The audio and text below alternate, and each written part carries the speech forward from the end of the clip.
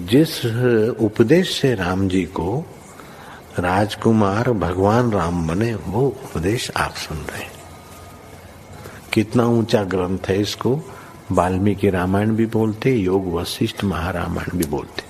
राम तीर्थ ने इसी का बार बार अध्ययन किया था। ये आप भी शांत हो जाएंगे परमात्मा में, और दूसरों को भी शांति देने की क्षमता देने वाला ये सदग्रंथ है। इसको वेदांत का सिद्धांत ग्रंथ बोलते हैं। दूसरे होते प्रक्रिया ग्रंथ। ये करके फिर कब वो आचार्य बनो तब समझो, ये तो थोड़ा पढ़ो और फिर वही सिद्धांत की बात। तो बार बार योग वशिष्ठ महारामायण विचारने योग्य। ओम श्री सद्गुरु परमात्मा ने नमः। श्री वशिष्ठ जी बोले, हे रामचंद्र जी, ब्रह्म रूपी समुद्र में जगत रूपी तरंग उठते और लय होते हैं। ऐसे जानने वाला जो ज्ञानवान हो, उसको यह जगत आनंददायक कैसे हो। सूर्य, चंद्रमा, अग्नि जो तुमको प्रकाशित भासते हैं, वे भी घट काष्ठ के आदिकवत जड़ रूप है, और जिससे यह प्रकाशते हैं वह सबको सिद्ध करता आत्मसत्ता है और कोई नहीं। देह जो रुधिर, मांस और अस्थि से बना है और इंद्रियों से वेष्टित है, उस देह रूपी डिब्बे में चेतन जीव रूपी रत्न विराजता है। चेतन बिना जड़ मुक्त रूप है। हे रामचंद्र जी, जैसे वायु के चलने से पर्वत चलायमान नहीं होता, तैसे ही ज्ञानवान संसार के पदार्थों से प्रसन्न नहीं होता। ज्ञानवान उस उत्तम पद में विराजता है जिसकी अपेक्षा से चंद्रमा और सूर्य पाताल में भासते हैं, अर्थात इनका बड़ा प्रकाश भी तुच्छ भासता है। ज्ञानवान परम उत्तम पद में विराजते हैं। यह संसारी मूढ़ जीव संसार समुद्र में सर्प किनाई बह जाते हैं। जैसे ये हमको भासते हैं तैसे कहते हैं। इस जगत में ऐसा भाव पदार्थ कोई नहीं जो ज्ञानवान को राग से रंजित करे। जैसे राजा के गृह में महासुंदर विचित्र रूप रानियां हो, तो उनके ग्राम की मूढ़ नीच स्त्रियां प्रसन्न नहीं कर सकती, तैसे ये जगत के भाव पदार्थ तत्ववेत्ता को प्रसन्न नहीं कर सकते और उसके चित्त में प्रवेश नहीं करते। जैसे आकाश में मेघ रहते हैं परंतु आकाश को स्पर्श नहीं कर सकते, तैसे ही वे निर्लेप हैं। हे रामचंद्र जी, जैसे जल से पूर्ण कुंभ में रत्न का प्रतिबिंब देख के बुद्धिमान का चित्त उसे ग्रहण नहीं करता, तैसे ही ज्ञानवान का चित्त जगत के पदार्थों को नहीं चाहता। यह संसार चक्र जो बड़ा विस्तार रूप भासता है, सो असत्य रूप है। उसको देख के ज्ञानवान कैसे इच्छा करे, क्योंकि यह तो चंद्रमा के प्रतिबिंबवत है। शरीर भी असत्य है, इसकी इच्छा मूढ़ करते हैं।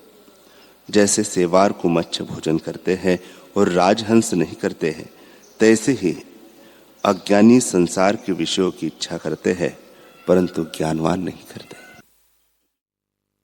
श्री योग वशिष्ठ महारामायण निर्वाण प्रकरण सर्ग 252।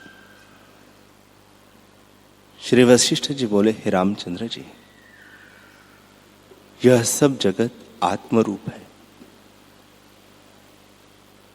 सब जगत अकारण और आत्मा का आभास है, कारण से कुछ नहीं बना। अनंत ब्रह्म सत्ता ब्रह्मानंद में आभास जगत रूप है। वे अज्ञानी को कार्य कारण सहित प्रतीत होते हैं। उसमें नीति हुई है, पर जब जाग कर देखोगे तब सब अद्वैत रूप देखेगा। न कोई नीति है और न जगत है।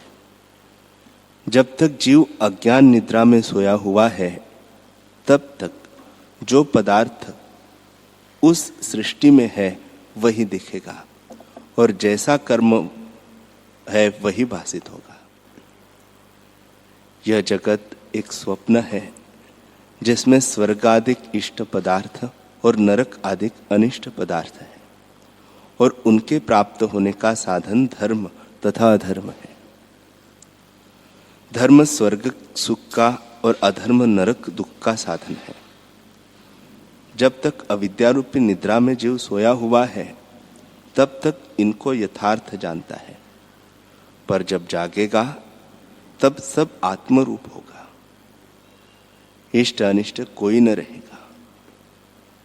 यह सब जगत अनुभव रूप है और अनुभव सदा जागृत ज्योति है, उसी को जानो। जिन पुरुषों ने इस अनुभव को नहीं जाना वे उन्मत्त पशु हैं, क्योंकि वे आत्मबोध से शून्य हैं। वे सदा समीपवर्ती आत्मा को नहीं जानते, इससे उन्मत्त है, क्योंकि उन्मत्त को भी अपना आपा भूल जाता है। जैसे किसी को पिशाच लगता है तब उसको अपना स्वरूप भूल जाता है और पिशाच ही देह में बोलता है, वैसे ही जिसको अज्ञान रूपी भूत लगता है वह उन्मत्त हो जाता है, आत्म स्वरूप को नहीं जानता। वह विपर्य बुद्धि से देहादिक को आत्मा जानता है और विपर्य शब्द करता है। जिनको स्वरूप में अहम प्रतीति है उनको सब जगत आत्मरूप दिखता है।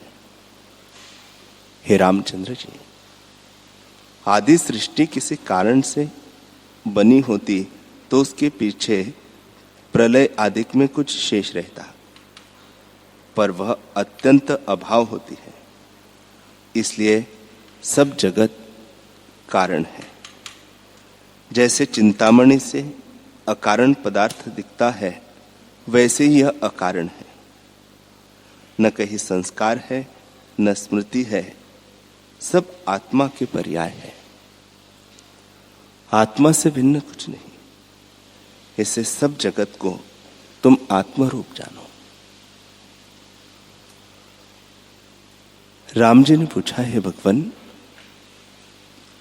जो संस्कार से अनुभव न होता और अनुभव से स्मृति न होती तो इस प्रकार प्रसिद्ध क्यों दिखते हैं? श्री वशिष्ठ जी बोले, हे रामचंद्र जी, तुम्हारा यह संशय भी दूर करता हूं। जैसे हाथी के बालक को मारने में सिंह को कुछ यत्न नहीं करना पड़ता, वैसे इस संशय का नाश करने में मुझे कुछ यत्न नहीं करना पड़ता। जैसे सूर्य के उदय हुए तिमिर का अभाव हो जाता है, वैसे ही मेरे वचनों से तुम्हारा संशय दूर हो जाएगा। हे रामचंद्र जी, यह सब जगत चिन्मात्र स्वरूप है, इससे भिन्न नहीं। जैसे खंभे में शिल्पी पुतलियों की कल्पना करता है परंतु पुतलियां कुछ नहीं बनी, उसके मन में पुतलियों का आकार है, वैसे ही आत्मरूपी खंभे में चित्तरूपी शिल्पी पुतलियों की कल्पना करता है। हे राघव, खंभे में पुतलियां निकालते हैं तभी निकलती है, परंतु आत्मा तो अद्वैत और निराकार है, उसमें और कुछ नहीं निकलता। उसमें वाणी की भी गति नहीं, वह चिन्मात्र है, वह चैतन्य मात्र है। अहम के फुरने से वह अपने को चैतन्य जानता है और फिर आगे शब्दों के अर्थ की कल्पना करता है। अपने को शुद्ध अधिष्ठान चैतन्य जानना ही ज्ञान है। ईश्वर, जीव, ब्रह्मा, इंद्र, वरुण, कुबेर, पृथ्वी, जल, तेज, वायु, आकाश, देश, काल इत्यादि शब्द और अर्थ स्फुरण ही में हुए हैं। जैसे एक ही समुद्र में द्रवता से आवर्त, तरंग, फेन और बुलबुले आदि नाम होते हैं, वैसे ही सब ब्रह्म ही के नाम हैं। ब्रह्म से भिन्न कुछ नहीं, ब्रह्म ही अपने आप में स्थित है। वह फुरने से जगत आकार होकर भासता है और फुरने से रहित होने पर जगत आकार मिट जाता है, परंतु फुरने में और न फुरने में ब्रह्म ज्यों का त्यों है। जैसे स्पंदन और निस्पंदन में वायु ज्यों की त्यों है और सब पदार्थ जो दिखते हैं वे ब्रह्म स्वरूप है। जैसे स्वप्न में अपना ही अनुभव पहाड़, वृक्ष आदि नाना प्रकार का जगत होकर भासता है, वैसे ही ब्रह्म सत्ता ही जागृत जगत रूप होकर दिखती है। वही कहीं अंतवाहक, कहीं आदि भौतिक, कहीं ईश्वर और कहीं जीव आदि होकर भासित होती है। इससे लेकर शब्द अर्थ संयुक्त जो जीव प्रकट होता गया है, वह ब्रह्म सत्ता ही इस प्रकार स्थित हुई है। जैसे खंभे में पुतलियां खंभ रूप होती है, वैसे ही आत्मा आकाश में जगत आत्म रूप है, आत्मा से भिन्न कुछ नहीं। जैसे उसमें जगत आभास है, वैसे ही स्मृति अनुभव भी आभास है। स्मृति जो संस्कार है, उससे जगत की उत्पत्ति तब कहिए जब स्मृति आभास न हो। स्मृति संस्कार भी तो आभास है, फिर वह जगत का कारण कैसे हो सकती है? स्मृति भी तब होती है जब प्रथम जगत होता है। जब जगत ही नहीं तो स्मृति कैसे हो? इससे जगत आभास मात्र है, इसका कारण कोई नहीं। हे रामचंद्र जी, स्मृति संस्कार जगत का कारण तब हो जब कुछ जगत आगे हुआ हो, सो तो कुछ हुआ नहीं, और अनुभव उसका होता है जो पदार्थ भासित होता है। सो इस जगत के आदि में कुछ जगत का अंश न था, फिर अनुभव कैसे कहूं? जो अनुभव ही न हुआ हो तो स्मृति किसको हो? और जब स्मृति न हुई तो फिर उससे जगत कैसे कहूं? इसलिए हे रामचंद्र जी, आदि जगत अकारण अकस्मात उपजा है। जैसे रत्न की चमक होती है, वैसे ही जगत है। यह पीछे से कारण कार्य रूप भासित होता है। इससे हे रामचंद्र जी, जिसका कारण कोई न हो, उसे जानिए कि उपजा नहीं। वह जिसमें दिखता है वही रूप है, अधिष्ठान से भिन्न कुछ नहीं। सब जगत ब्रह्म स्वरूप है। स्मृति भी भ्रम से आभास जगा है, और अनुभव भी आभास है। सो ब्रह्म से भिन्न कुछ नहीं, और आभास भी कुछ उपजा नहीं। आभास की नहीं जगत दिखता है। आत्मसत्ता अद्वैत है, जिसमें आभास, स्मृति, अनुभव, जागृत और स्वप्न की कल्पना कुछ नहीं तो क्या कहें, ब्रह्म ही है। फुरना जिसे कहते हैं, वह कुछ वस्तु नहीं है। जैसे खंभे में शिल्पी पुतलियों की कल्पना करता है, वैसे ही स्पंदन चैतन्य आत्मा में जगत की कल्पना करता है। शिल्पी तो आप भिन्न होकर कल्पना करता है, और यह चित्त सत्ता ऐसी है कि अपने ही स्वरूप में कल्पना करती है और जगत रूपी पुतलियां देखती है। आत्मा आकाश रूपी खंभा है, उसमें जगत ही आकाश रूपी पुतलियां है। जैसे आकाश अपने आकाश भाव में स्थित है, वैसे ही ब्रह्म अपने ब्रह्म भाव में स्थित है। जगत भिन्न भी दिखता है, परंतु अचेत चिन्मात्र स्वरूप है, भेदभाव को नहीं प्राप्त हुआ। और विकारवान भी दिखता है, परंतु विकार नहीं हुआ। जैसे स्वप्न में जीव आप ही सब स्पष्ट दिखते हैं, वैसे यह जगत अपने आप में दिखता है, परंतु कुछ नहीं है। हे रामचंद्र जी, यही आश्चर्य है कि मैंने अपने अनुभव को प्रकट करके उपदेश किया है। जीव आप भी जानते हैं, स्वप्न में नित्य देखते हैं और सुनते भी है, परंतु निश्चय करके जान नहीं सकते, और स्वप्न के पदार्थ को मूर्खता से त्याग नहीं सकते। श्री वशिष्ठ जी बोले, हे रामचंद्र जी, जो पुरुष इंद्रियों के इष्ट विषयों को पाकर सुख नहीं मानता और अनिष्ट विषयों को पाकर दुख नहीं मानता, इनके भ्रम से मुक्त है और बड़े भोग प्राप्त हो तो भी अपने स्वरूप से चलायमान नहीं होता, उसको जीवन मुक्त जानो।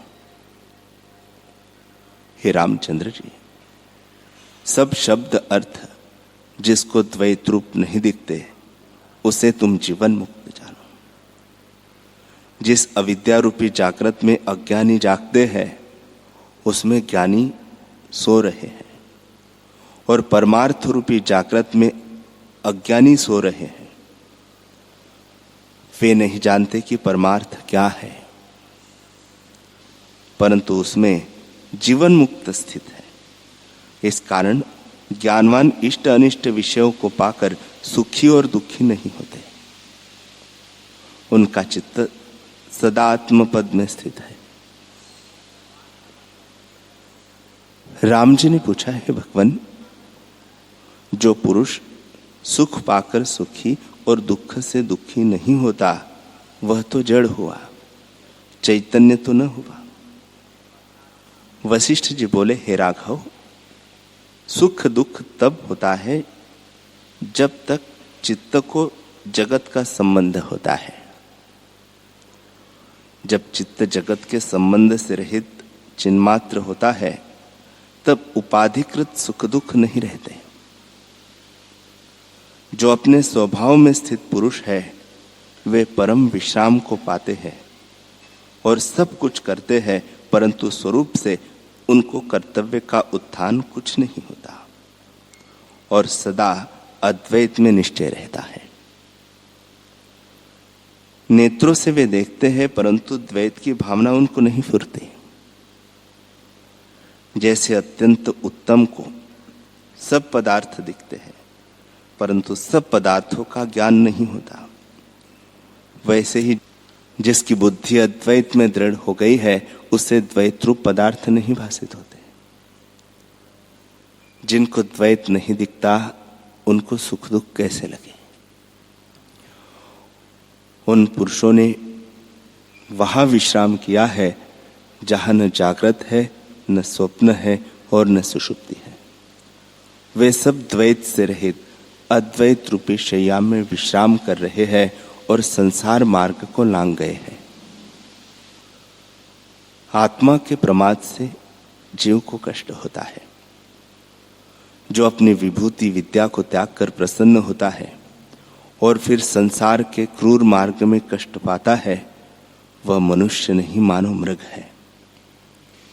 वह संसार रूपी वन में भटकता कष्ट पाता है। जब प्यास से व्याकुल होता है तब जल की ओर दौड़ता है, पर जहां जाता है वहां मरुस्थल की नदी मृग मरीचिका ही दिखती है, जल नहीं प्राप्त होता। तब आगे दौड़ता है और प्यास अधिक बढ़ती जाती है। इस प्रकार दौड़ता दौड़ता जड़ हो जाता है और दुखी होकर मर जाता है, परंतु उसे जल नहीं प्राप्त होता। यह जल, दौड़ना, जड़ता और मरना चारों अलग अलग सुनो। हे रामचंद्र जी, मन ही मृग है जो संसार रूपी वन में आ पड़ा है। यह इंद्रियों के विषय रूपी जलाभास को सत्य जानकर शांति के लिए तृष्णा रूपी मार्ग में दौड़ता है, पर वे विषय आभास मात्र है और उनमें शांति रूपी जल नहीं है। इसलिए वह दौड़ता दौड़ता जब वृद्ध अवस्था में पड़ता है तब जड़ होकर बड़े कष्ट को प्राप्त होता है, पर शांति रूपी जल नहीं पाता, इससे तृप्त भी नहीं होता। हे रामचंद्र जी, मनुष्य मानो मजदूर है जिसके सिर पर बड़ा भार है। वह अटपटे मार्ग में चला जाता है जहां उसको चोर ने लूट लिया है, इससे दुखी होता है। हे रामचंद्र जी, मनुष्य रूपी मजदूर के शीश पर जन्म का बड़ा भार है। यह संशय रूपी अटपटे मार्ग में खड़ा है। कर्म इंद्रियों और ज्ञान इंद्रियों के इष्ट अनिष्ट विषय है, इनसे राग द्वेष रूपी चोर ने विचार रूपी धन हर लिया है। इससे वह राग द्वेष और तृष्णा रूपी अग्नि से जलता है। बड़ा आश्चर्य है कि ज्ञानी लोग ऐसे कुमार्ग को त्याग कर उन्होंने परम पद में विश्राम पाया है और अन्य आनंद को त्याग कर परम पद को यानी परमानंद को प्राप्त हुए हैं। उन मुक्त पुरुषों को संसार का सुख दुख व्याप नहीं सकता, क्योंकि वे परम अद्वैत शुद्ध सत्ता को प्राप्त हुए हैं। वे सबको देखते हैं। ग्रहण त्याग रूपी अग्नि को त्याग कर उन्होंने परम पद में विश्राम पाया है और सदा उसी में सोए रहते हैं। वास्तव में सुख से वे ही सोते हैं और उनके भीतर सदा शांति रहती है, परंतु वे जड़ता से रहित है और आकाश से भी अधिक सूक्ष्म सत्ता को प्राप्त हुए हैं। जैसे समुद्र में धूल नहीं होती और सूर्य में अंधकार नहीं होता, वैसे ही उनमें इंद्रियों के इष्ट विषयों की तृष्णा नहीं होती। उन विषयों से रहित होकर उन्होंने विश्राम पाया है। यह आश्चर्य है कि अणु से अणु और महत से महत होकर भी वे केवल विश्राम को प्राप्त हुए हैं।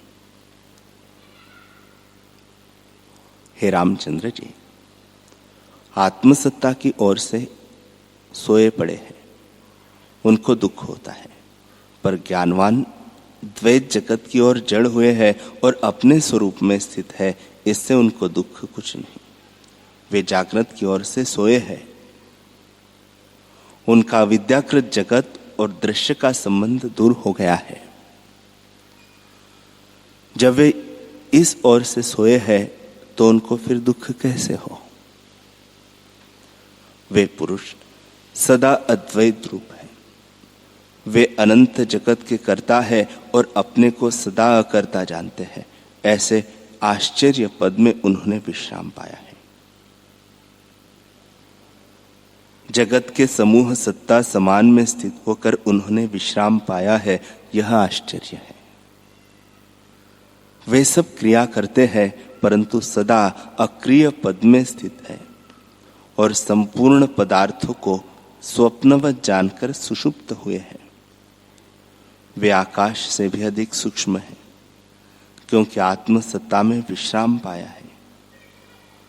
वह आत्मसत्ता आकाश को भी व्याप रही है।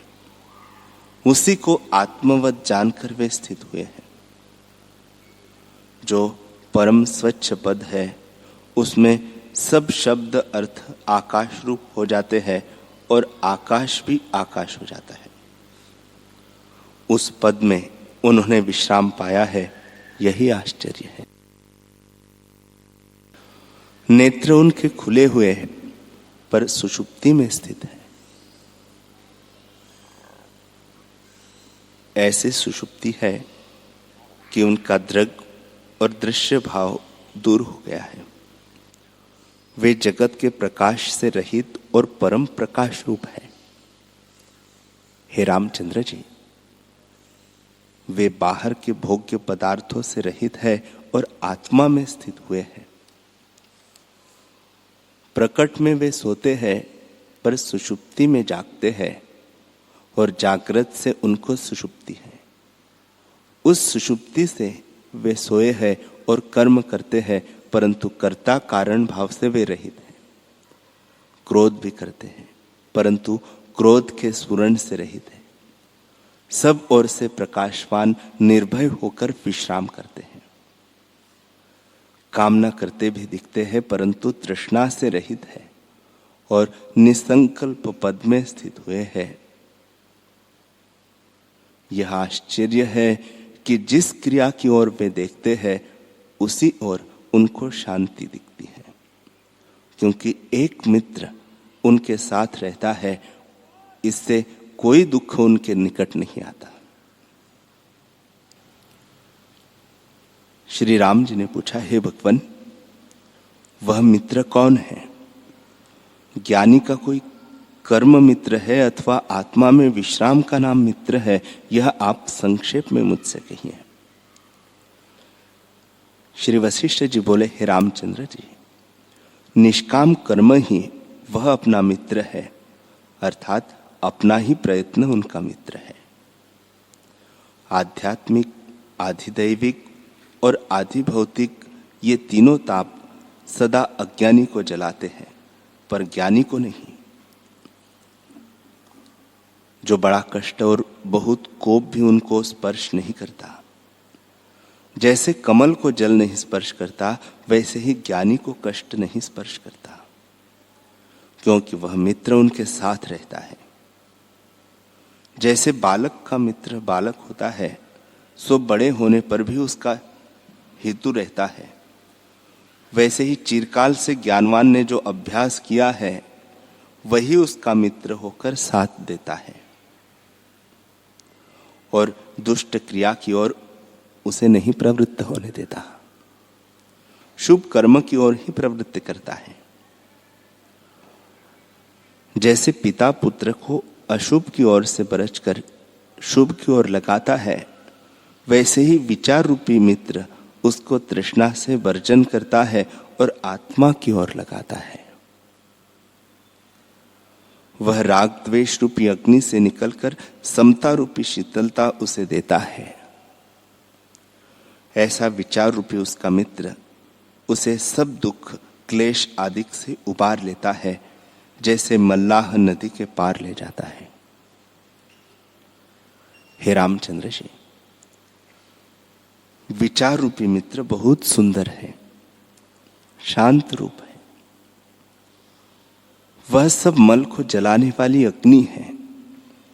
जैसे अग्नि स्वर्ण के मैल को जलाकर उसे निर्मल बनाती है, वैसे ही विचार रूपी अग्नि राग द्वेष रूपी मल को जलाती है। जब विचार रूपी मित्र आता है, तब स्वाभाविक चेष्टा निर्मल हो जाती है और वह वेदोक्त मार्ग में विचरता है। तब सब कोई उसको देखकर प्रसन्न होते हैं और दया, कोमलता, अमान और अक्रोध आदि गुण उसे प्राप्त होते हैं।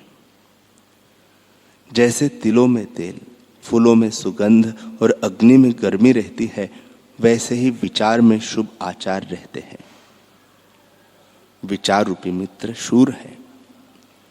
जो कोई शत्रु होता है उसको वह पहले मारता है और अज्ञान रूपी शत्रु का नाश करता है, जैसे सूर्य तम का नाश करता है। फिर वह दीपक के प्रकाश सा साथ होता है, विषय भोग रूपी अंधे कूप में गिरने नहीं देता और सब ओर से रक्षा करता है। जिस ओर वह पुरुष जाता है उस ओर सबको प्रसन्नता होती है। हे रामचंद्र जी, उसकी वाणी कोमल, मधुर और स्निग्ध होती है। वह उदाराशय क्षोभ से रहित होकर लोगों का उपकार करता है और वाणी से सबको प्रसन्न रखता है। वह सौहार्द, शांति और परमार्थ का कारण है। हे रामचंद्र जी, वचन तो उसके प्रसन्नता के लिए होते हैं और वह आप भी सदा प्रसन्न रहता है।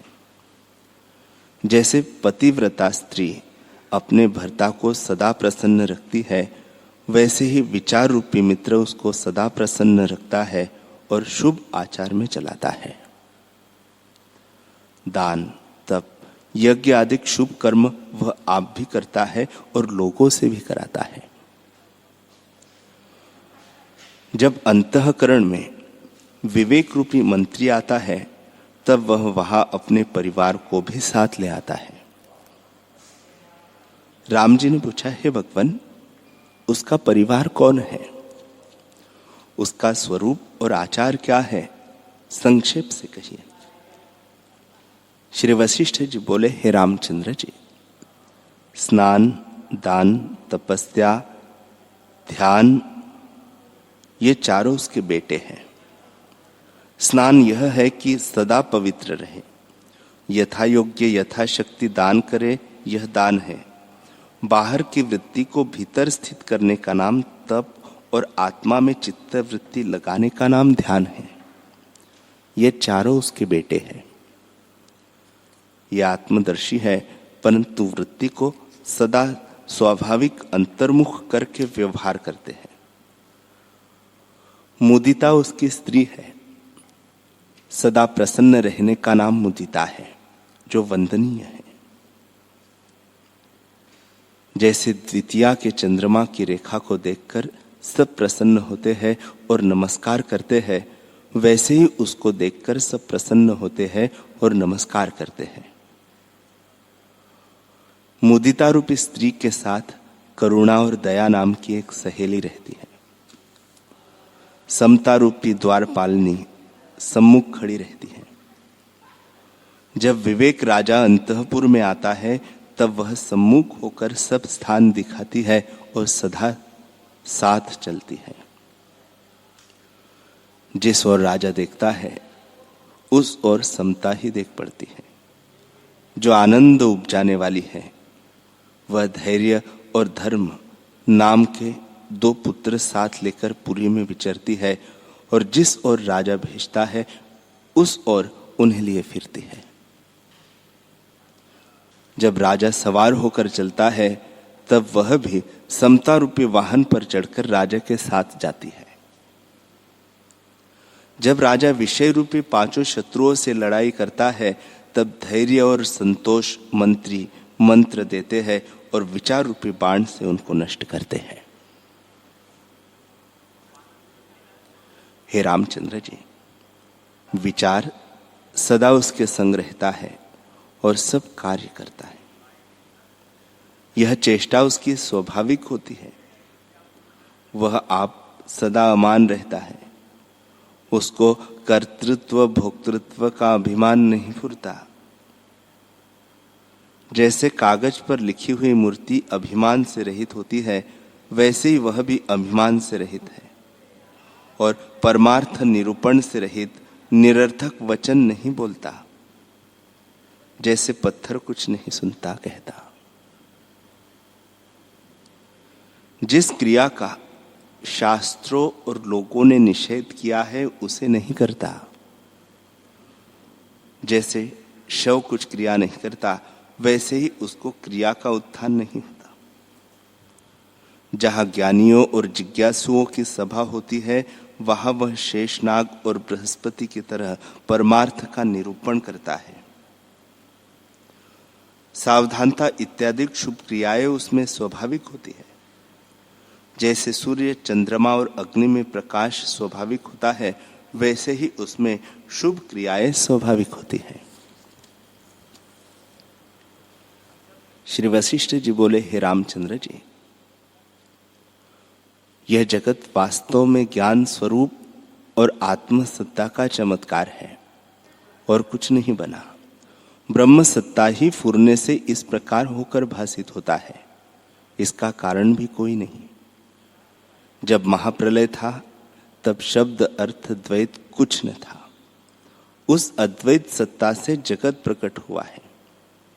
जैसे बीज से वृक्ष उत्पन्न होता है, वह बीज भी जगत का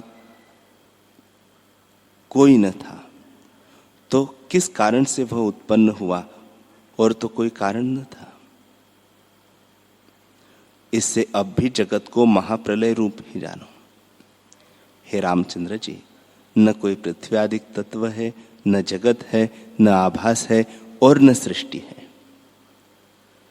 जैसे आकाश के फूलों में सुगंध नहीं होती, वैसे ही इनका होना भी नहीं है। केवल स्वच्छ ब्रह्म सत्ता अपने आप में स्थित है। रूप, इंद्रिया और मन भी ब्रह्म स्वरूप है। जैसे स्वप्न में अपना अनुभव है और मन ही नाना प्रकार का जगत और इंद्रिया होकर दिखता है और कुछ नहीं, वैसे ही यह जगत भी वही रूप है। हे राघव, सब जगत आत्मरूप है। जैसे कारण बिना आकाश में दूसरा चंद्रमा दिखता है, सो वास्तव में है नहीं, वैसे यह जगत आत्मा का आभास है और जिसमें यह आभास प्रकट हुआ है, वह अधिष्ठान ब्रह्म सत्ता है। यह सब पदार्थ जो तुमको दिखते हैं उन्हें ब्रह्म स्वरूप जानो। जैसे मनोराज्य की सृष्टि अपने अनुभव में होती है और उसका स्वरूप अनुभव से भिन्न नहीं होता, वैसे ही सृष्टि के आदि में जो अनुभव होता है वह अनुभव रूप है और कुछ उपजा नहीं। वही अनुभव सत्ता इस प्रकार भासित होती है। हे राघव, देश से देशांतर को जो संवित प्राप्त होती है उसमें जो अनुभव है वही तुम्हारा स्वरूप है और सब आभास मात्र है। जागृत देश को त्याग कर जो स्वप्न शरीर के साथ नहीं मिली और जागृत स्वप्न देश के मध्य में जो ब्रह्म सत्ता है वही तुम्हारा स्वरूप है। वह प्रकाश रूप और अपने आप में स्थित है। जागृत जगत जो दिखता है वह उसी का स्वभाव है। जैसे रत्नों का स्वभाव चमकना है, अग्नि का स्वभाव उष्णता है, जल का स्वभाव द्रव है और पवन का स्वभाव चलना है, वैसे ही ब्रह्म का स्वभाव जगत है। जैसे सूर्य की किरणों में जल दिखता है वैसे ही आत्मा में जगत दिखता है। हे रामचंद्र जी, यह आश्चर्य है कि अज्ञानी सत्य को असत्य और असत्य को सत्य जानते हैं। जो अनुभव सत्ता है उसको छिपाते हैं और खरगोश के सिंग सरीखे जगत को प्रत्यक्ष जानते हैं। वे मूर्ख है। सबका प्रकाशक आत्म सत्ता है। जिसको तुम सूर्य देखते हो वही परमदेव सूर्य होकर दिखता है। चंद्रमा और अग्नि उसी के प्रकाश से प्रकाशित होते हैं। निदान सबका प्रकाश और तेज सत्ता वही है। जैसे सूर्य की किरणों में सूक्ष्म अणु होते हैं वैसे ही आत्म सत्ता में सूर्य आदि दिखते हैं। जिनको साकार और निराकार कहते हो वह सब खरगोश के सिंग से है। ज्ञानवान को ऐसे दिखता है कि जगत कुछ उपजा नहीं तो मैं क्या कहूं। जहां सब शब्दों का अभाव हो जाता है और उसके पीछे चिन्मात्र सत्ता शेष रहती है, वह शून्य का भी अभाव हो जाता है। हे रामचंद्र जी, जिसको तुम जीता कहते हो उनमें जीता भी कोई नहीं, और जो जीता नहीं तो मरा कैसे हो। जो कहिए जीता है तो जैसे जीता है वैसे ही मृतक है। मृतक और जीते में कुछ भेद नहीं। इसलिए सब शब्दों से रहित और सबका अधिष्ठान वही सत्ता है।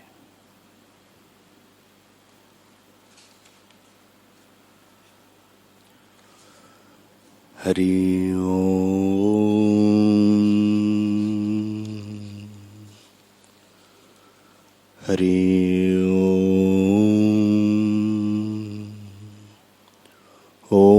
सहना भवतु सहनौ भुनक्तु सह वीर्यं करवावहै तेजस्विनावधीतमस्तु मा विद्विषावहै।